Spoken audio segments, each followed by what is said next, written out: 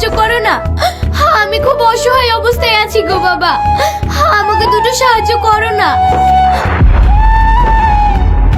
আমি দুদিন থেকে কিচ্ছু খাইনি গো বাবা, কিচ্ছু খাইনি।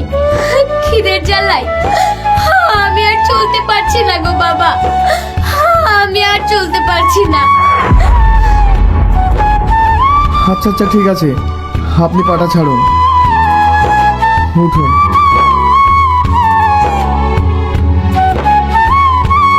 দুনিয়াটা কত আজব তাই না? সবারই কোনো না কোনো অভাব আছে।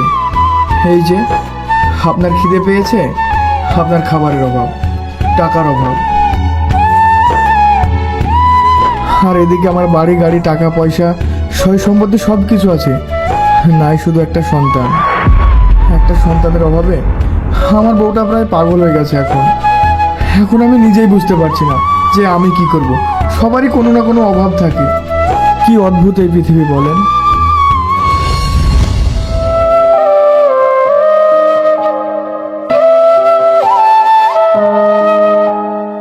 ধরেন এই টাকাগুলো, আপনি আপনার কাছে রাখুন। আপনি একটু দোয়া করেন যাতে আল্লাহ পাক আমাদের ঘরে একটা সন্তান দান করেন।